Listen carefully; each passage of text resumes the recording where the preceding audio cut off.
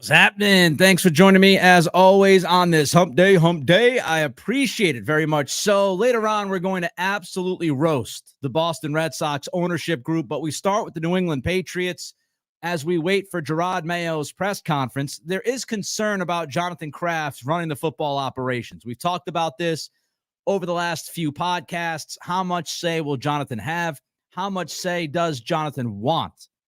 Will he run the operations? Will he want to thumb his nose at Bill Belichick? I think that's another question we have to ask. And the reason why we have to ask that is because of Seth Wickersham's article going back to last week about the relationship between the Krafts and Belichick. Here's what Wickersham and Wright Thompson wrote. Over the years, those in Kraft's orbit have heard the owner, quote, put down Belichick at every opportunity, unquote, a source close to Kraft said. The relationship between Jonathan Kraft and Belichick, never strong, worsened in 2023. Jonathan is protective over his father's legacy and watched for years as Belichick refused to acknowledge him in the hallways and dismissed him as obsessed with optics.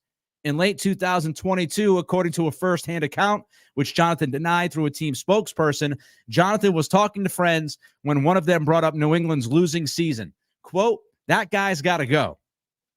That's what Jonathan said about Belichick. He's done, unquote.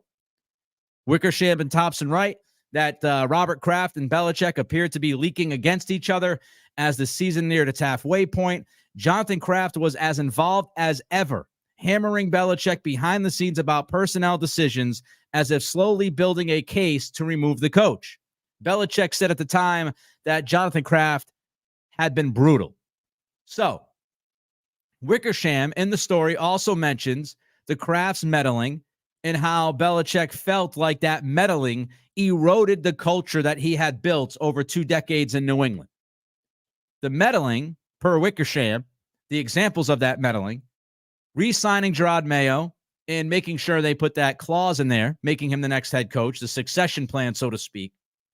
The offensive coordinator decision, which Robert Kraft went to Belichick and told him, hey, listen, you have to get rid of Matt Patricia. The Matt Patricia, Joe Judge thing is not happening again.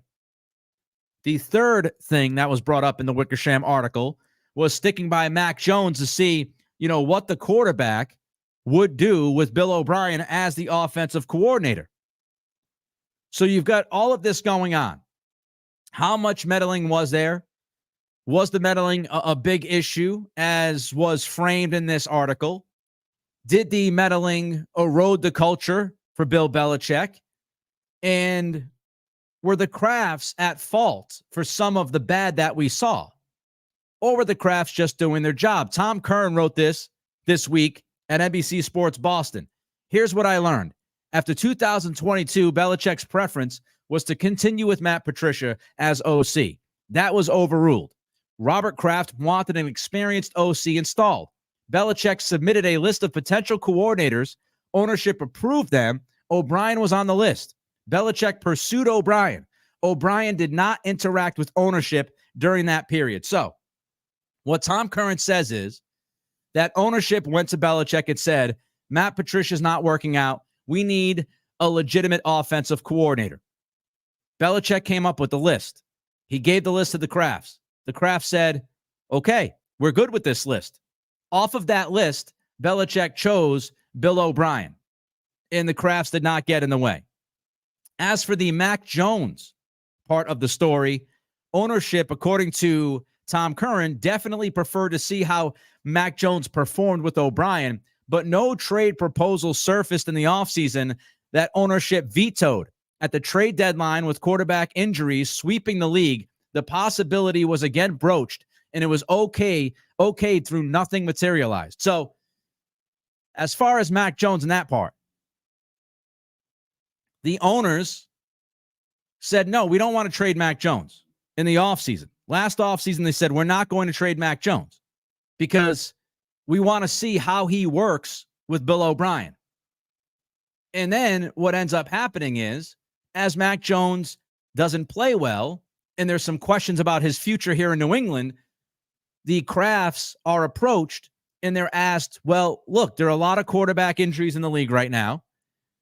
Would we be okay dealing Mac Jones if we got a trade that made sense. At that point in time, the owner said, yeah, fine. You can trade Mac if that's what you want to do. So that was the meddling that Wickersham wrote about. And of course, what Curran wrote is absolutely the side of the owners. There's no doubt about that. That is the point of view of the ownership. Belichick saying that the meddling from Jonathan Kraft and Robert Kraft eroding the culture to me is weak. You know what erodes culture? What erodes culture is losing. Culture is eroded when you start losing football games.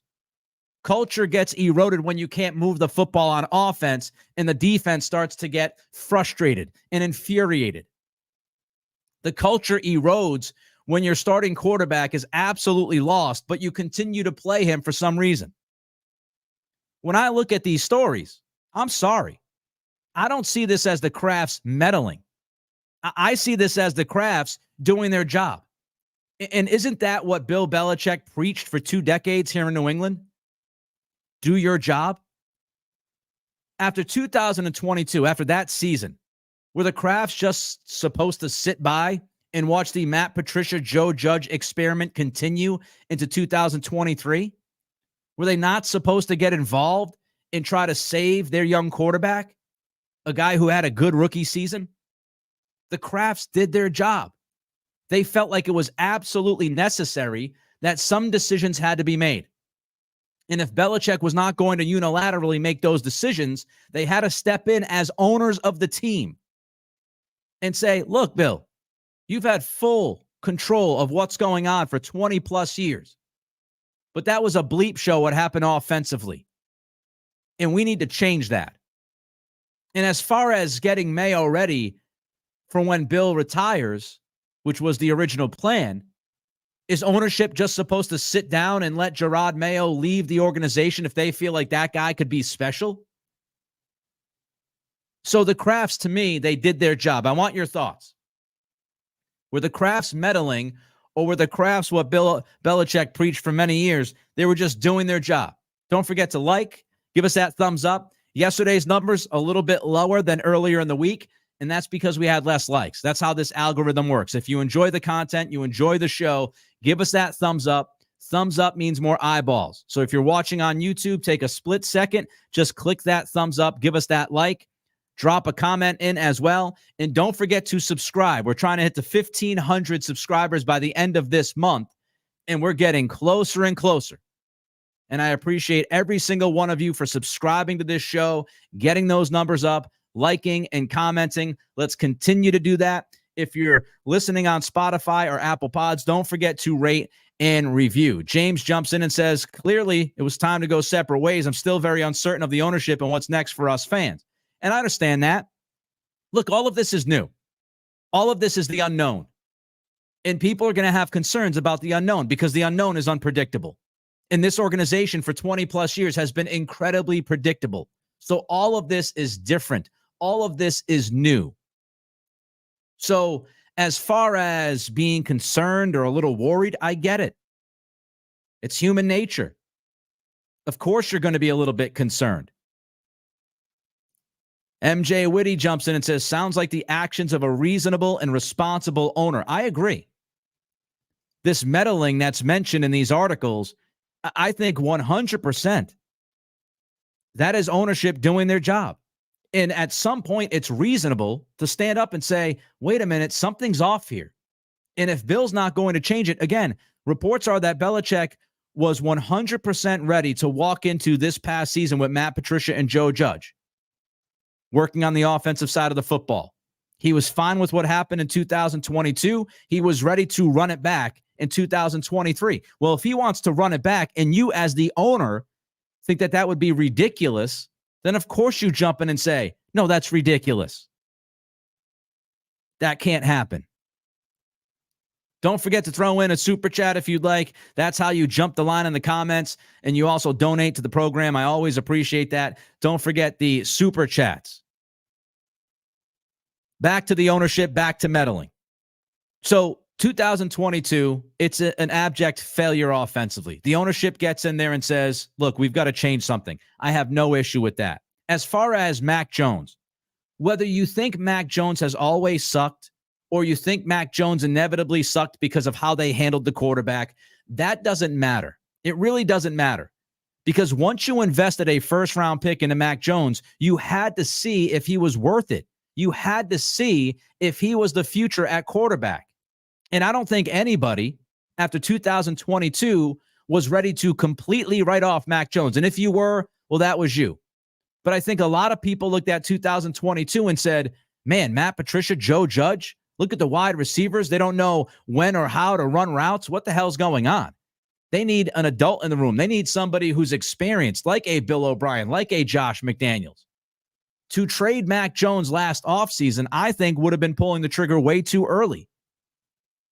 Because if you have a contract like Mac's contract at the quarterback position, if you can turn Mac Jones around, and the real problem was the offensive coordinator and the coaching staff, if that was the case, then you have Mac's rookie scaled contract for the next few years, which makes it much easier to supplement the team and supplement the offense with talent.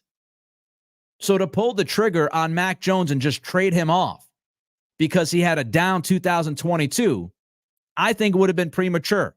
And as a matter of fact, I know people say, oh, Mac played worse as the year went on. That's in the eye of the beholder. Greg Bedard, who rates and looks at every single game and grades the film, Greg will tell you that the last 5 or 6 games in 2022, Mac Jones actually played winning football. He had more plus plays than minus plays in pretty much every single game. So if you're looking at that unfold, I think it's the responsible thing to do to say, let's pump the brakes and let's see if Mac can revive his career. Now, we all know how it ended.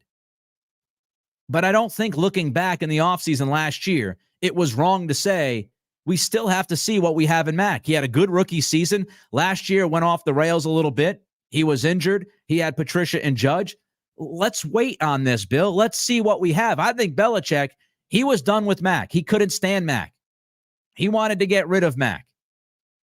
And the Krafts looked at it from 30,000 feet and said, let's show a little bit of patience here. It's the quarterback position. I don't have an issue with that.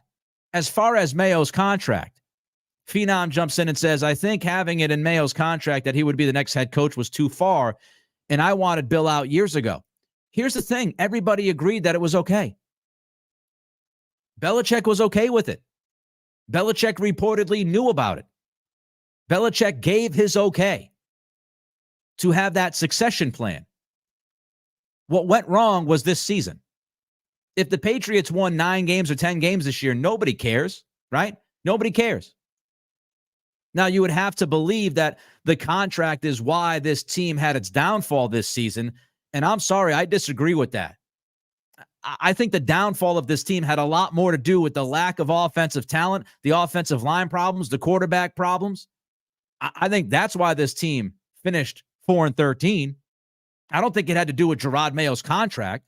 If they win 9 or 10 games this year, nobody cares about Mayo's contract because the plan would have been the plan. Patriots win 9 or 10 games. Belichick is that much closer to Shula's record. Hopefully you get into the playoffs. And then next year, Belichick takes down the Shula record. Patriots win 10-plus games. And then Bill steps aside. In 2025, Gerard Mayo is your brand new head coach with a team that has won 9 to 11 games in back-to-back years. That was the plan. The plan went to the pooper because of lack of talent on the offensive end and all the other issues that happened. That's what went wrong. Belichick knew of this arrangement, and he was okay with the arrangement. Belichick only got angry and only started to look behind him and get paranoid when the losses started to pile up. So are we supposed to believe that Belichick was not the reason for those losses? That Belichick, this team won only 4 games because Gerard Mayo upset everybody inside the building? I know that's what some people want to push, but give me a break. Mayo's not that powerful. It was all the other things on the field. 4th down philosophy. It's all the stuff we talked through during the season. Belichick had full autonomy for 20 years. 20 years. He had the ship. And finally, in 2022, the Kraft said, well, that was a disaster, Bill. We got to change something. And Bill immediately started to get concerned and immediately started pointing fingers at everybody else and said, oh, well, this thing would have been fine if the Krafts didn't get in the middle of it. No, Bill, you drafted Mac Jones. You signed Devontae Parker to the extension. You signed Juju and let Jacoby Myers walk out the door. The buck stops with you, Bill. Those were your decisions. The offensive line, right tackle, was a disaster. That's on you. This, to me, is revisionist history by Bill Belichick or somebody close to Belichick. Oh, well, everything fell apart because of the owners. No, things started to fall apart because you didn't have a quarterback plan post-Brady. You had Jarrett Stidham sitting in the room. That's why things fell apart. That's why. To me, this is just pettiness from Belichick's side. Respect everything the guy did here and all of the success that he brought. We've talked about it. But this reads like a head coach who had full control for 2 decades that started to get upset because he wasn't doing things right. The team started to lose its way. The owner stepped in and said, well, how about we do this here? We'll give you one single solitary suggestion, or one thing that you have to do. It wasn't a suggestion, but change the offensive coordinator. And at that point, Bill started getting frustrated, even though he had full autonomy for 20 years. All right, we have today's press conference coming up in 43 minutes. And I want to see what questions are asked at this press conference. For Jonathan Kraft, Robert Kraft, who's number one in the front office? Who is actually calling the shots? Who has the say? Who has the final say? If everybody's deliberating during the draft and you don't know what to do with the third pick, who steps up and says, this is what we're doing? I want to know that answer. I want to know the front office structure, the power tiers, so to speak. I want to know how much Jonathan Kraft is involved. I want to know how much this Robin Glazer is involved, who was mentioned in the Wickersham story. I want to know the process. How are you going to go about free agency and the draft? A tremendously important few months for the Patriots organization moving forward. Speaking of ownership, we'll get to the Red Sox ownership. We're going to light them boys up in a minute. Trust me, I'm going to light them up. But first, let's get to some of your Patriots reaction and some of your Patriots thoughts. Mike Larry says, Brady looking like a superhero holding this thing together.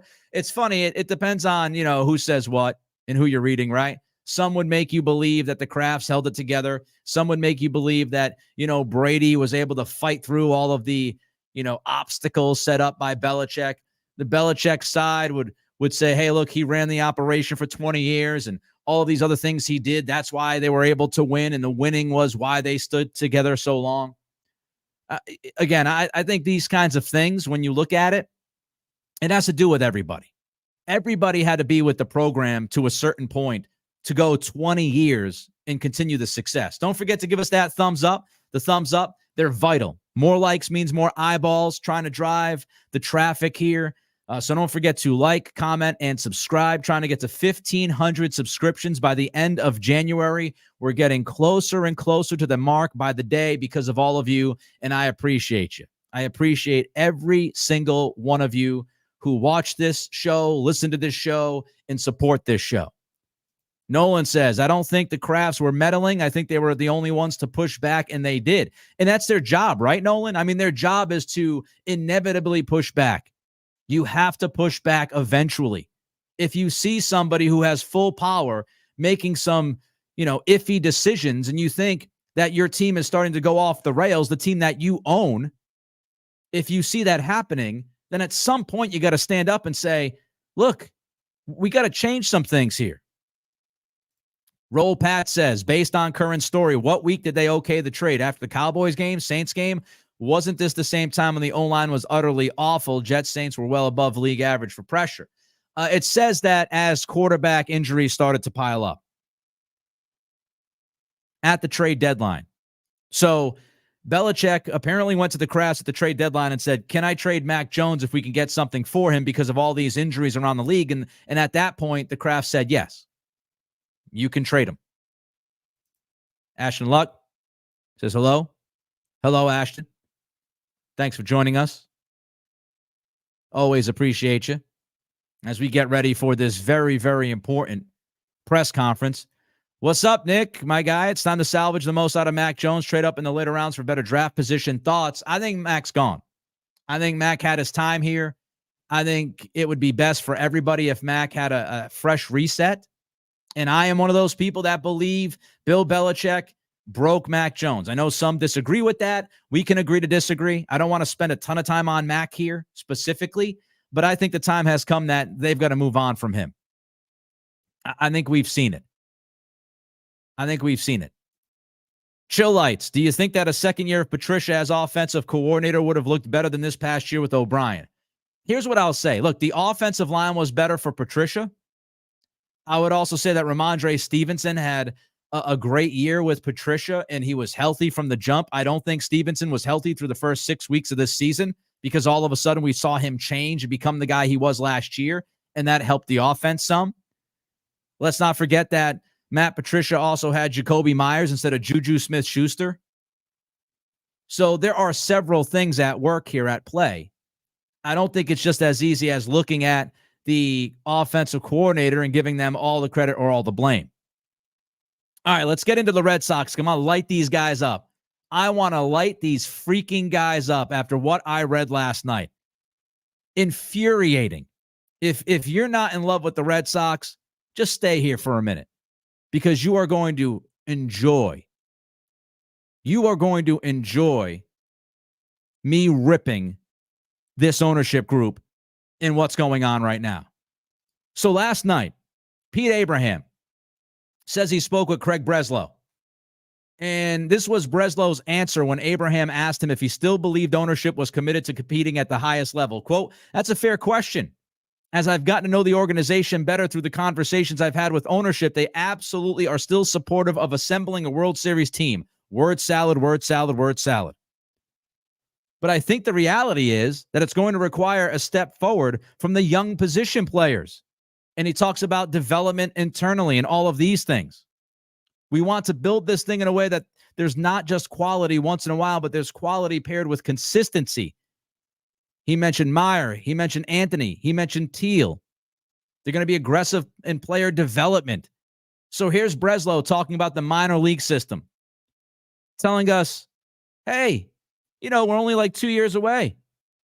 Only 2 years away. We've got this young core in the minors. We have the ability to develop these guys.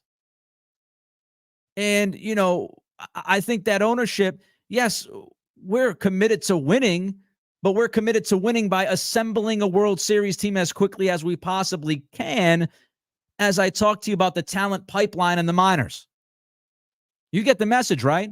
The message is, yeah, we think we can contend at some point, and we want to win at some point, but we need the young players to step up to start competing. That's what the message was from Craig Breslow.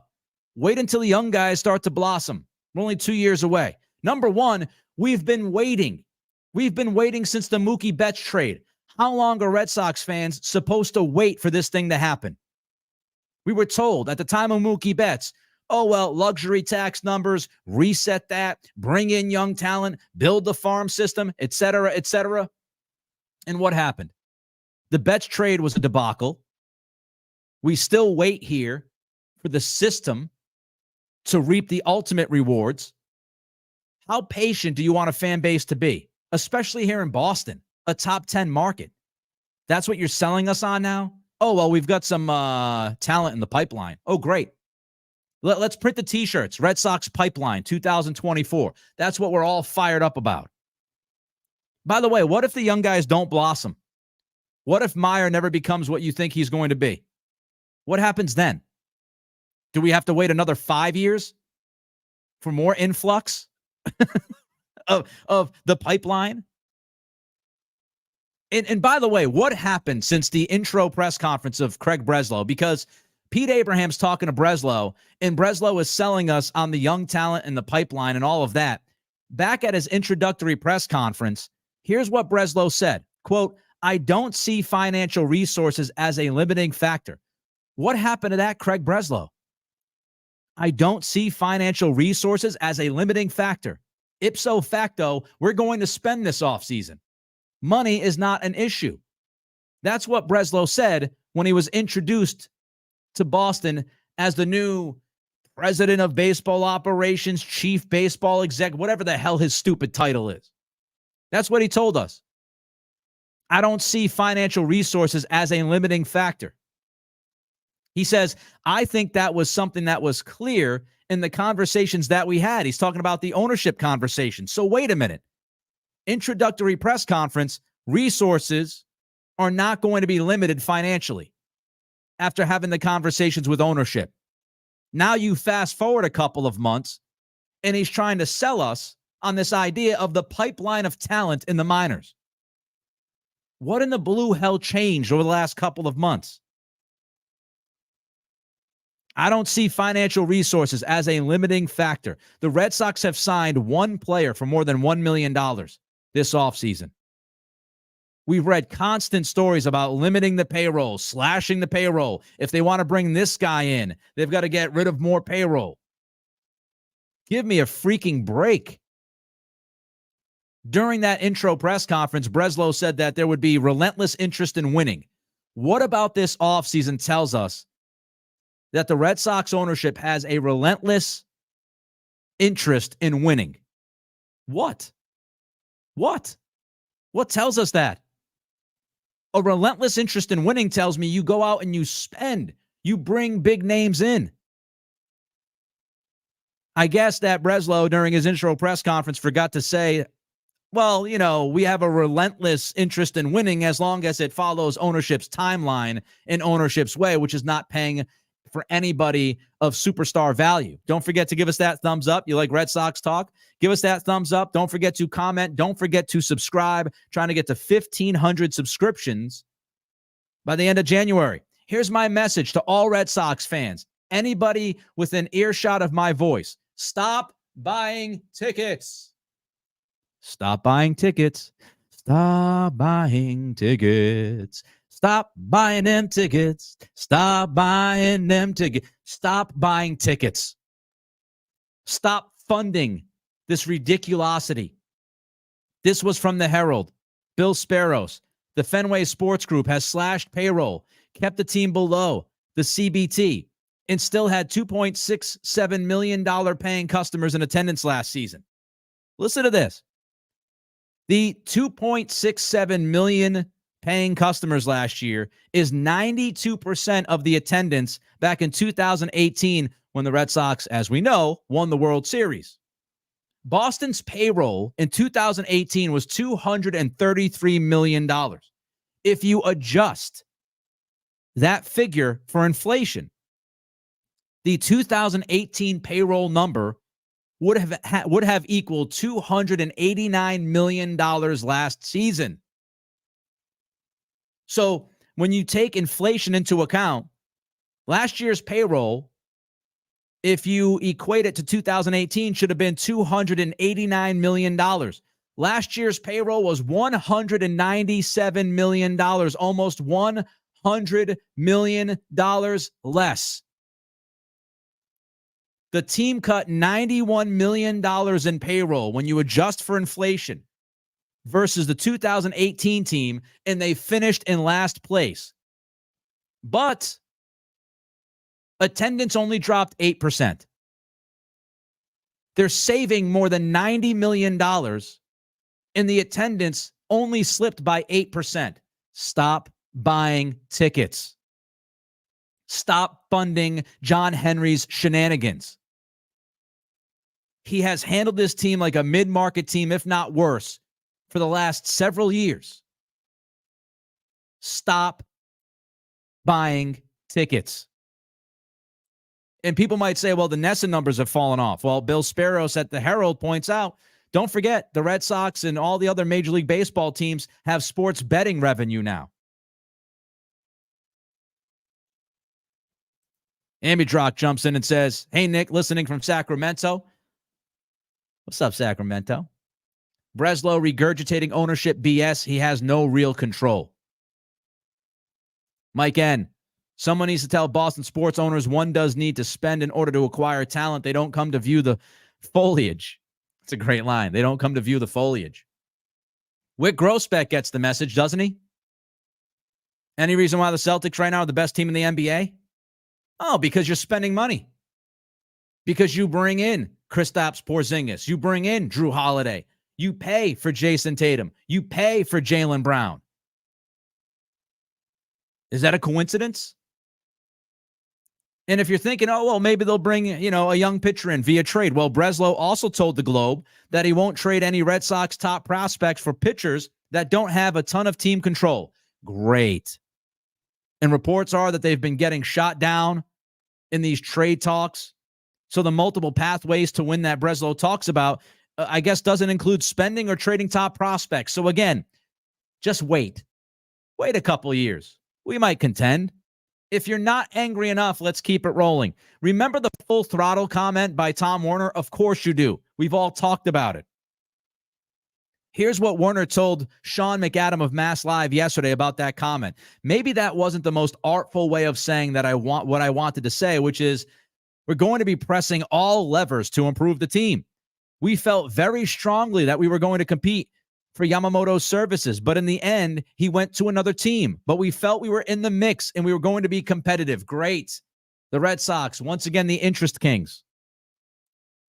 Says we're not happy. Then he brings up AA and AAA talent. Great. We're talking about AA and AAA talent in the 10th market in the country. Freaking ridiculous. The fact is, this ownership has no desire to go full throttle financially. They're leaving it up to Breslow with his hands tied, which is exactly what they did with Chaim Bloom. Hopefully, Breslow is willing and capable of pulling the trigger on trades, which Bloom wasn't. We still haven't heard any word about a Yamamoto offer. We have no idea what the Red Sox actually offered the guy. They fell short on Imanaga. They fell short on Hernandez. They're reportedly not involved with Montgomery. Those talks are MIA. In Werner's other comments, look, let's not forget the context here. Werner was asked about spending. He was asked about money, and he said full throttle. Pete Abraham on X posted, Werner also said that day, you need great players. It's not about selling the team. It's about having great players. Generally, you need players who have a high WAR to be a winner. So he was talking about spending. He was talking about bringing superstars in. And now he's changing his tune. Oh, no, we got to work with many different levers. Give me a break. The reality of the situation is that John Henry and company, they're not comfortable spending money consistently for big names. The Dodgers have a payroll of over $300 million. You operated last year under $200 million. You're not even in the same universe as teams that are spending top money. Fact. You didn't go big game hunting with Yamamoto. You were the interest kings again. You were on the outside looking in, pushing to the media that you were going to be in on this thing. You weren't in on Yamamoto. It's why we've never read or heard an offer, an actual legitimate offer. You were never in on that guy. How do you acquire great players without spending money? Tell me. Again, yes, you can draft and you can develop, but not everybody hits. And we've been waiting for 3, 4, 5 years.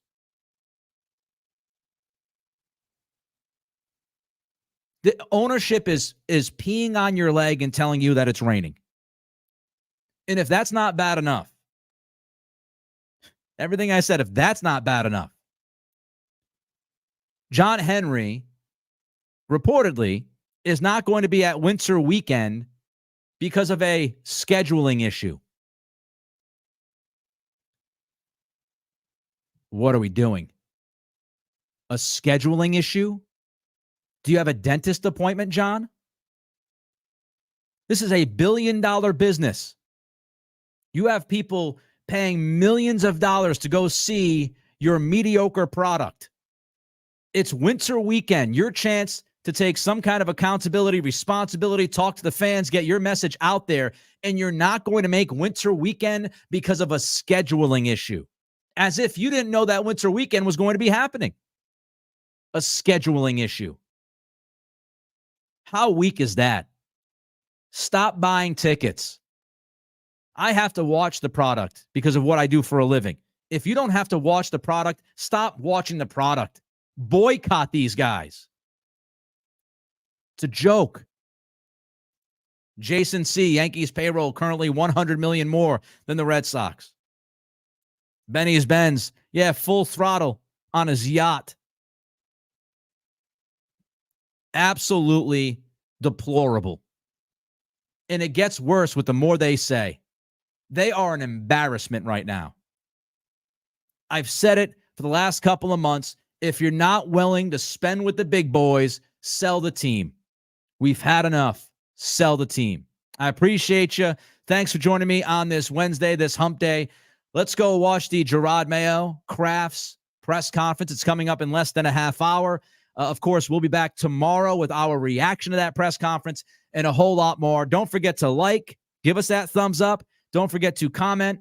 Don't forget to subscribe as well. If you're listening on Spotify and Apple Pods, rate and review. This podcast is only going to survive because of your support.